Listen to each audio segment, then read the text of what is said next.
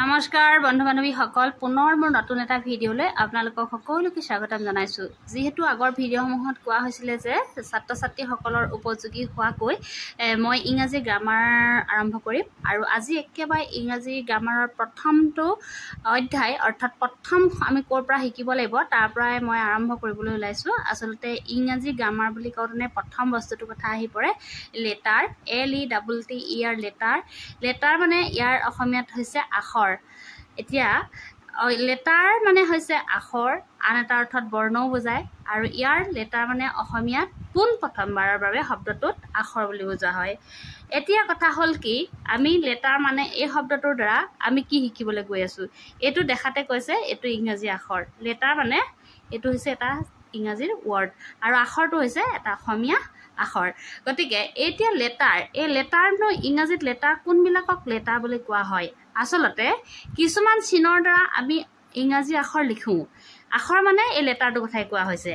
এতিয়া সেইবিলাকনো লেটাৰ কোনবিলাক এতিয়া সকলোৱে তোমালোকক মই এতিয়া দেখাই দিম লেটাৰ কোনবিলাক ABCDEFGHIJKLMNOPQRSTUVWXYZ।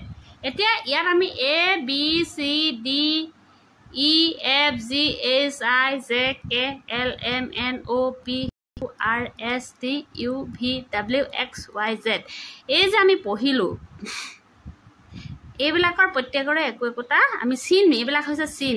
এ আখৰটো আমি এনেদৰে লিখোঁ, বি আখৰটো আমি এনেদৰে লিখোঁ, ঠিক তেনে চি আখৰটো আমি এইটো ষ্টাইলত লিখোঁ। তেনেদৰে আমি এই আখৰবিলাক এটা এটা চিনৰ দ্বাৰা এই আখৰটো এনেকুৱা দেখিবলৈ এনেকুৱা সেইদৰে আমি এই আখৰখিনিক ২৬টা আখৰ ইতিমধ্যে আমি লিখিলোঁ। আৰু ইংৰাজীত এৰ পৰা জেডলৈকে এইকেইটাকে আখৰ বুলি কোৱা হয়। এই প্ৰথম লেটাৰ এই লেটাৰক সেইকাৰণে আখৰ বুলিও কোৱা হয় বা আন এটা শব্দত বৰ্ণ বুলিও কোৱা হয়। কাৰণ এতিয়া তোমালোকক প্ৰথম কথা হ'ল যেতিয়া আমি লেটাৰ বুলি কওঁ ইংৰাজীত লেটাৰ বুলি শব্দটো কোৱা যায় তেতিয়াহ'লে এৰ পৰা জেডলৈকে এইকেইটা হৈছে লেটাৰ মানে হৈছে আখৰ। সেই আখৰবিলাক তোমালোকে কোনবিলাক বুলি ক'লে মনত ৰাখিবা, এৰ পৰা জেডলৈকে এইকেইটা হৈছে আখৰ। আখৰসমূহ আকৌ বিভিন্ন ষ্টাইলত লিখিব পাৰি, তাৰমানে আখৰসমূহো বিভিন্ন ষ্টাইল আছে, সেই বিষয়ে তোমালোকক কৈ আছোঁ। এই যে এৰ পৰা জেডলৈকে এই আমি ২৬টা আখৰ পালোঁ, সেই ২৬টা আখৰক আকৌ একেলগে এটা নাম আছে, সেইটো হৈছে এলফাবেটছ। এইকেইটা হৈছে এলফাবেটছ মানে অসমীয়াত কি বুলি কোৱা হয় বৰ্ণমালা। অসমীয়াত কোৱা হয় বৰ্ণমালা। এতিয়া হয় এলফাবেট ইংৰাজীত what do you mean by alphabet. Alphabet বুলি ক'লে কি বুজা যায়? এলফাবেট বুলি ক'লে এইকেইটাকে বুজোৱা যায় যিৰ পৰা ABCDEFGHIJKLMNOPQRSTUVWXYZ। এতিয়া সেইকেইটা মই আকৌ এবাৰ লিখি দিছোঁ ABCDEFGHIJKLMNOPQRSTUVWXYZ। ইয়াৰ পৰা এৰ পৰা আমি জেডলৈকে যদি আখৰকেইটা হিচাপ কৰোঁ ইয়াত ২৬টা আখৰ আছে।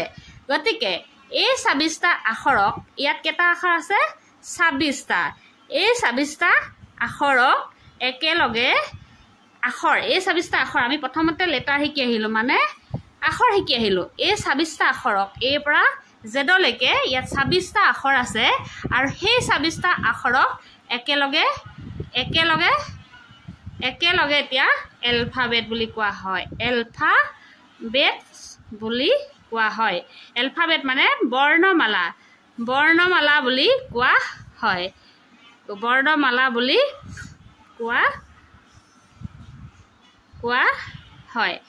এতিয়া আমি আমি ইংৰাজীত এতিয়া আমি এই ২৬টা আখৰ শিকিলোঁ। এই ২৬টা আখৰ আমি কেনেকৈ লিখিব লাগে শিকিলোঁ। প্ৰথম কথাতে আখৰ হৈছে এইকেইটাই, আৰু সেই এৰ পৰা জেডলৈকে আমি যিকেইটা ২৬টা আখৰ পালোঁ, সেই ২৬টা আখৰক আকৌ একেলগে এলফাবেট বুলি কোৱা হয়। এলফাবেটছ একেলগে মানে ইয়াত বহু বচনৰ অৰ্থত কাৰণে এলফাবেটছ বুলি কৈছোঁ, তাৰমানে বৰ্ণমালা বুলি কোৱা হয়।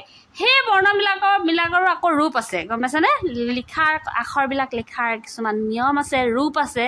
সেই ৰূপবিলাক তোমালোকক মই কৈ আছোঁ। তাৰ আগতে তোমালোকক মই এটা কথা ক'ব বিচাৰিছোঁ যে এলফাবেট বৰ্ণমালা আকৌ ৩টা ভাগ আছে। এই বৰ্ণমালাটোৰ এই এলফাবেটৰ আকৌ 3 types of alphabet. 3 types of alphabet.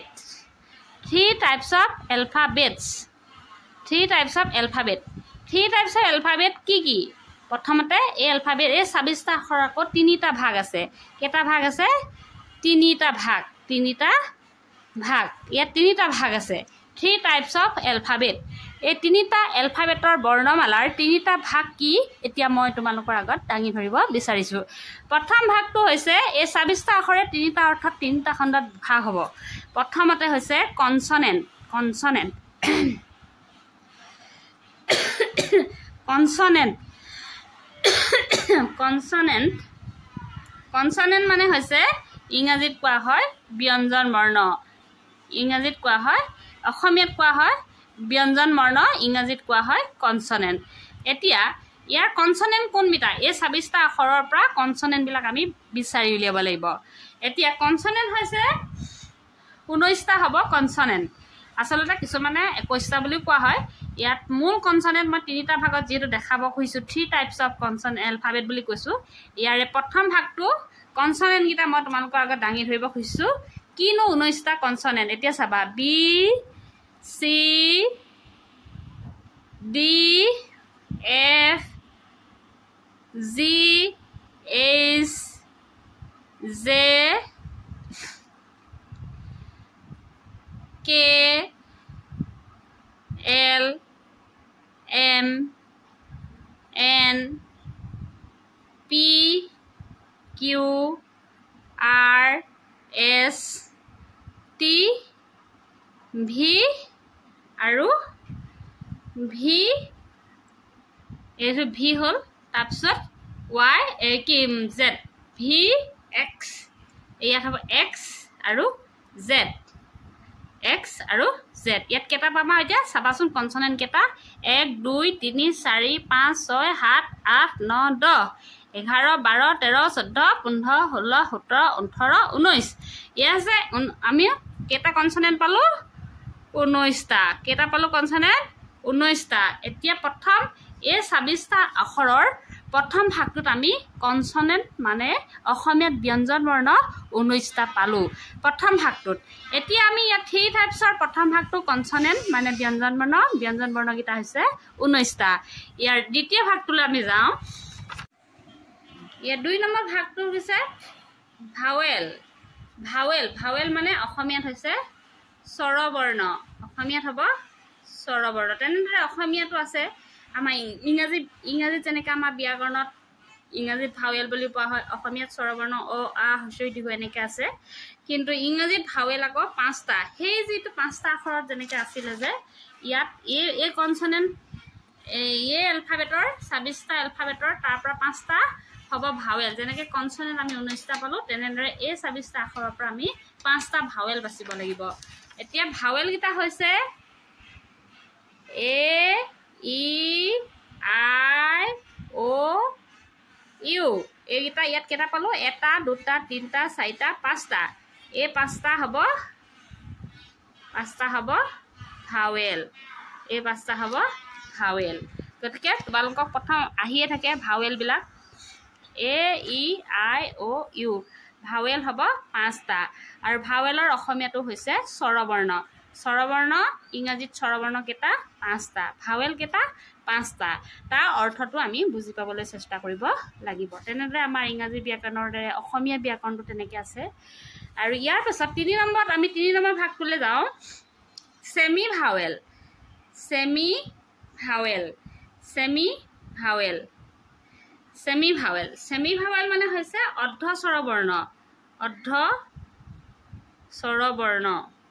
স্বৰবৰ্ণ এতিয়া আমি ইয়াতে 19টা পালো 19ৰ লগত 20 21 22 23 24টা আখৰৰ ইয়াৰ দুটা বাকি থাকিলে দুটা কি আখৰ বাকি থাকিলে এতিয়া চাওঁচোন আহা গোটেইখিনি সবে নিজৰ নিজৰ ঘৰত সোমাই গলে কনসনেন্টৰ ঘৰত কি কি আখৰ কিটা সোমালে তেনেদৰে ভাৱেলৰ হে 26টা আখৰৰ ভাৱেলৰ ঘৰত এই 5টা সোমালে এতিয়া সেমি ভাৱেলৰ ঘৰত বাকি থাকিলে এ w2 আৰু এ y2 গতিকে w আৰু y2 হ'ব সেমি ভাৱেল w আৰু y হ'ব সেমি ভাৱেল ইয়াৰ তেনেহলে w আৰু y হৈছে সেমি ভাৱেল কেটা তেনেহলে দুটা সেমি ভাৱেল কেটা দুটা এতিয়া হে তেনেদৰে কথাখিনি মনত ৰাখিব লাগিব এই সেমি ভাৱেলবোৰ কোনো মানে প্ৰথম আখৰটোৱে মানে আৰম্ভ নহয় এটা যেনেকৈ এই w টো আৰম্ভৰ কাৰণে এটা c o w কাও মানে গৰু এটো এই আখৰটো আৰম্ভৰ তেনেকৈ হোৱা নাই তাৰ মানে ইয়াত কনসনেন্টৰ সহায় লৈ এটো শব্দ গঠন কৰা হৈছে তেনেদৰে বয় b o y a y টো এনেকৈ ইয়াত গঠন হৈছে গতিকে ইহত দুইটা কেতিয়াবা ভাৱেলৰ দৰেও কেতিয়াবা উচ্চাৰণ কৰে বাৰু কিন্তু ইহতি সদায় মানে সেমি মানে হাফ এই সেমি মানে হৈছে হাফ আধা মানে আৰু w আৰু y মানে সেমি ভাৱেল বোলা হয় কাৰণ ইহত দুইটা ভাৱেলৰ দৰে উচ্চাৰণ হয় এই যেনেকৈ a i o u ব্যৱহাৰ হোৱাৰ কিছুমান কাৰণ আছে সেইখিনি মই তোমালোকক পাছৰ ক্লাছবিলাকত দেখাম এতিয়া সদ্যহতে তোমালোকক এলফাবেটৰ তিনিটা ভাগ দেখালো আৰু প্ৰথম ভাগটো হৈছে কনসনেন্ট আমি 19টা পালো আৰু দুই নম্বৰ ভাগটো ভাৱেল মানে আমি স্বৰবৰ্ণ ভাৱেল পালো আমি 5টা আৰু তিনি নম্বৰতে সেমি ভাৱেল পালো দুটা w আৰু y এটা ভাৱেল কেতিয়া ব্যৱহাৰ হয় সেমি ভাৱেল কেতিয়া ব্যৱহাৰ হয় বা কনসনেন্ট এইবিলাকৰ প্ৰত্যেকৰে কিছুমান বহুত বিভিন্ন কাৰণবশত আহি যাব ব্যৱহাৰবিলাক গতিকে তোমালোকে সেইবিলাকটো পাছত পাবাই এতিয়া সদ্যহতে তোমালোকক মই এইখিনি বস্তু শিকাইছো আৰু ইয়াৰ ভিতৰত আৰু এটা কথা তোমালোকক মই ক'বলৈ যাওঁ আমি যেহেতু পঢ়িলো যে এলফাবেট যেহেতু বৰ্ণমালা যেটো আমি যে পঢ়িলো a পৰা z লৈকে যেটো 26টা আখৰ বৰ্ণমালা হে বৰ্ণবিলাকৰ আৰু 4টা ভাগ আছে ইয়াৰো আকৌ 4টা ভাগ আছে 4টা ভাগ আছে সহজ ভাষাত আসলে ইংৰাজী বুজাবলৈহে চেষ্টা কৰিছো তোমালোকক মই নিজৰ মতেহে বুজাইছো এতিয়া ইয়াৰ 4টা এলফাবেট বৰ্ণমালাৰ লিখাৰ আকৌ 4টা ষ্টাইল আছে 4টা ভাগ আছে তাৰমানে ইয়াৰ 4টা ভাগ আছে মানে 4টা লিখাৰ ষ্টাইল আছে এতিয়া ইয়াৰ কি এটো ইয়াক যদি আমি কোৱা হয় কেনেকৈ লিখা যায় আসলতে হেবিলাক কেনেদৰে লিখা হয় এতিয়া তোমালোকে হয়তো দেখিছা যে প্ৰিন্টিং ক্যাপিটাল লেটাৰ এইগিটা প্ৰিন্টিং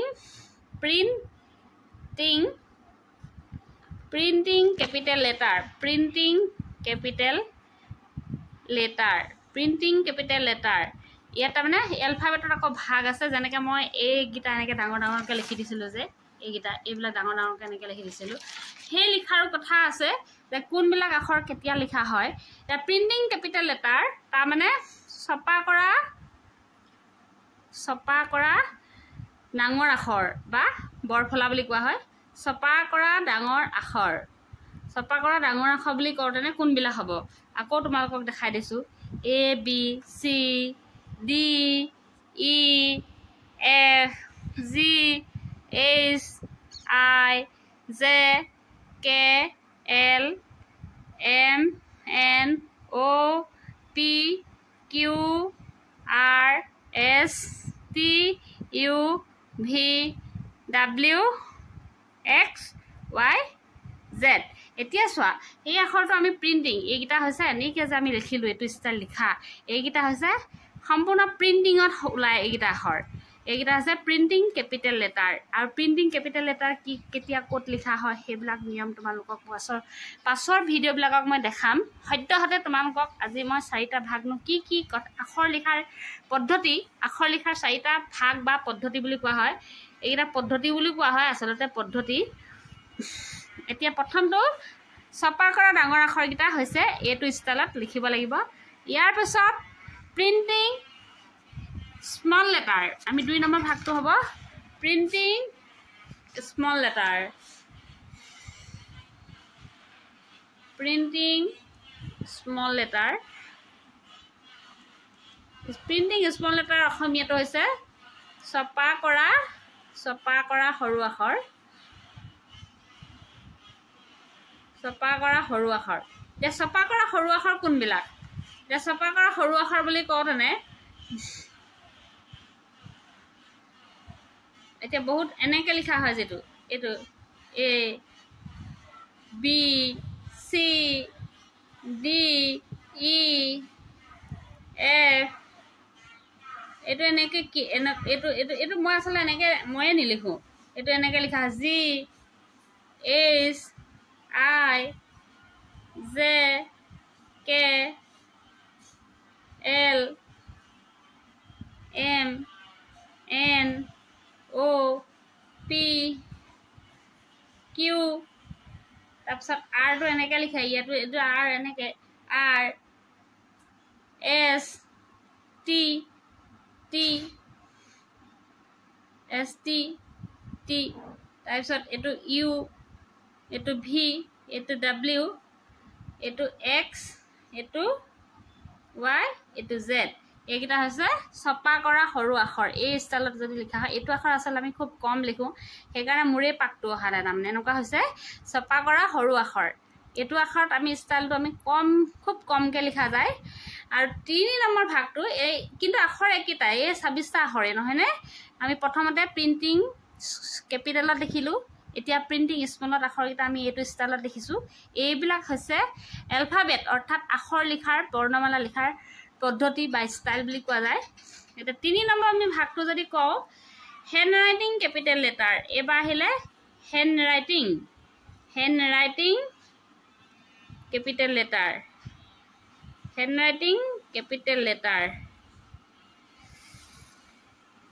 তাৰ মানে ইয়াৰ অৰ্থটো হ'ল হাতে লিখা ডাঙৰ আখৰ হাতে লিখা ডাঙৰ আখৰ কোনবিলাক এতিয়া হাতে লিখা আমি ডাঙৰ আখৰ বিলাক আমি কেনেকৈ লিখো সেই কথাবিলাক আমি মনলৈ আনিব লাগিব এতিয়া প্ৰথম কথা হ'ল হাতে লিখা আমি ডাঙৰ আখৰ বিলাক কেনেকৈ লিখিম এতিয়া বহুত এনেকৈ এটো আমি এইটো এনেকৈ লিখো বি সি ডি ই এটো এফ টু লেখা হয় এফ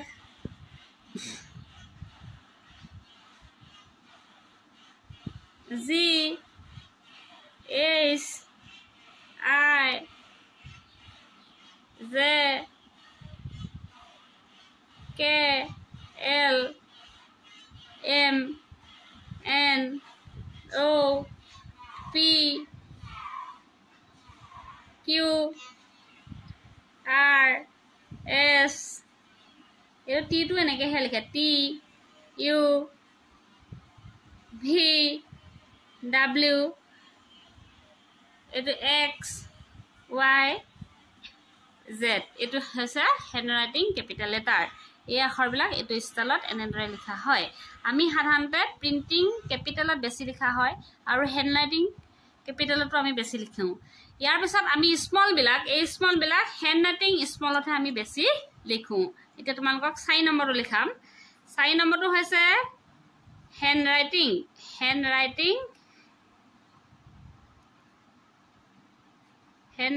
স্মল লেটাৰত লিখাম এতিয়া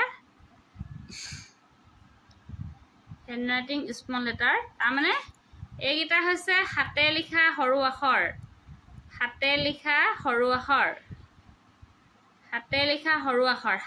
সৰু আখৰ কোনকেইটা এতিয়া মই দেখাম দে তোমালোকে চাবা আমি এনেকে লিখো A B C D E F G H I J K L M N O P Q এটা R টো আমি এনেকে লিখো R S টো এনেকে লিখা হয় সৰুটো এনেকে লিখা হয় S T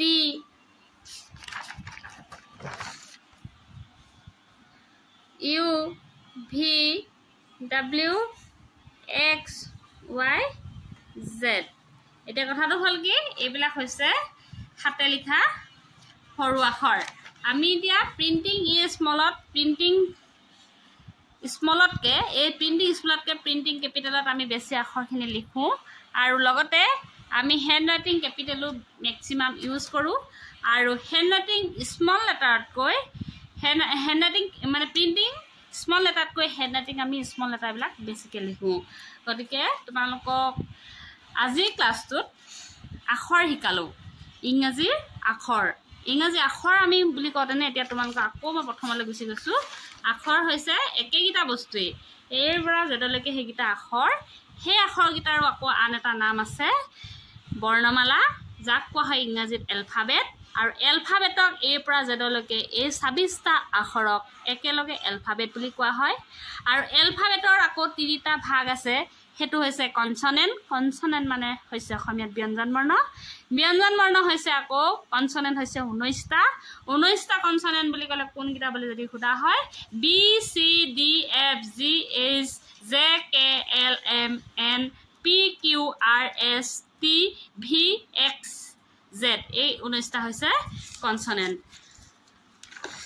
আকৌ ভাৱেল বুলি ক'লে ভাৱেল কোনকেইটা বুলি ক'লে ভাৱেল ইয়াৰ তিনিটা ভাগৰ 2 নম্বৰটো হৈছে ভাৱেল মানে স্বৰবৰ্ণ ভাৱেল হৈছে ইংৰাজীত 5টা এ ই আই অ ইউ ইয়াৰ আকৌ 3 নম্বৰ ভাগটো হৈছে এলফাবেটৰ 3 নম্বৰ ভাগটো হৈছে সেমি ভাৱেল মানে অৰ্ধস্বৰ বৰ্ণ হৈছে W আৰু Y তাৰমানে সেমি ভাৱেল হৈছে দুটা W আৰু Y হেতু আধা খনে ইয়াৰ আধা তাৰমানে ইয়াৰ আধাতে ব্যৱহাৰ হয় আখৰ শব্দ এটা আধাত ব্যৱহাৰ হয় এতিয়া সেই এলফাবেট বৰ্ণমালাৰ আকৌ 4টা লিখাৰ পদ্ধতি আছে অৰ্থাৎ ষ্টাইল আছে প্ৰথম ভাগটো হৈছে প্ৰিন্টিং কেপিটেল লেটাৰ তাৰমানে ছপা কৰা ডাঙৰ আখৰ সাধাৰণতে আমি ইংৰাজীত যেতিয়া এটা সেন্টেন্স ক'বলৈ যাওঁ ছপা কৰা কেপিটেল মানে ছপা কৰা ডাঙৰ আখৰে অৰ্থাৎ প্ৰিন্টিং কেপিটেল লেটাৰ আখৰে আমি মানে ওয়াৰ্ডটো লিখিবলৈ স্টাৰ্ট কৰো সাধাৰণতে এবিধ প্ৰিন্টিং কেপিটেল লেটাৰ অৰ্থাৎ ছপা কৰা ডাঙৰ আখৰ আমি বেছিকৈ লিখো ইয়াৰ পাছত প্ৰিন্টিং স্মল লেটাৰ বিলাক এই 26টা আখৰে কিন্তু লিখা ষ্টাইল বিলাক এইবিলাক তোমালোকক মই কৈ দিছো তোমালোকে ভিডিওটো মন দি চাবা আৰু 3 নম্বৰটো হৈছে হ্যান্ড ৰাইটিং কেপিটেল লেটাৰ তাৰমানে হাতে লিখা সৰু আখৰ কেপিটেল মানে ডাঙৰ হাতে লিখা ডাঙৰ আখৰ এ বি সি এইকেইটা আমি কেনেকৈ পকাই হাতে পকাই লিখিছো সেই এ পৰা জেডলৈকে তোমালোকে আখৰকেইটা লিখা ষ্টাইলটো ভিডিওটোত সুন্দৰকৈ চাই ল'বা তাৰপিছত তোমালোকক 4 নম্বৰটো হৈছে হ্যান্ড ৰাইটিং স্মল লেটাৰ অৰ্থাৎ হাতে লিখা সৰু আখৰ কেইটাও সেই এ পৰা জেডলৈকে একেগিটা নহয় নে কিন্তু আমি লিখাটো হাতে লিখা সৰু আখৰটো আমি অলপ সৰু আখৰত পকাই কেনেকৈ লিখিছো তোমালোকে এই ভিডিওটো সুন্দৰকৈ তোমালোকে চাই ল'বা গতিকে আজি ভিডিওটো তোমালোকক মই এইখিনি বস্তুৱে দেখালো আসলতে ইংৰাজীত আখৰ মানে কি আৰু ইংৰাজী আখৰবিলাক কোনটা আৰু আখৰক কি ভাগত ভাগ কৰা হৈছে আৰু আখৰ আমি কেনেদৰে লিখিব পাৰো সেই বিষয়ে আজি তোমালোকৰ ভিডিওটো মই আগবঢ়ালো আশা কৰো তোমালোকৰ এই ভিডিওটো নিশ্চয় ইংৰাজী আখৰ শিকাত বা লেটাৰ শিকাত তোমালোকৰ সকলোৰে সুবিধা হ'ব আৰু ইংৰাজী যেটো গ্ৰামাৰ বুলি ক'লে এইখিনিৰ পৰা লেটাৰৰ পৰা আৰম্ভ হয় গতিকে আজি প্ৰথম ভিডিওটো তোমালোকলৈ ইংৰাজী গ্ৰামাৰ আৰম্ভ কৰিলো আৰু নেক্সট তোমালোকলৈ নতুন ইংৰাজী গ্ৰামাৰ ভিডিও মই আগবঢ়াম গতিকে আজি ভিডিওটো ইমানে আজিলৈ বাই বাই আকৌ নতুন ভিডিওৰে তোমালোকৰ ওচৰলৈ পুনৰ আহি আছো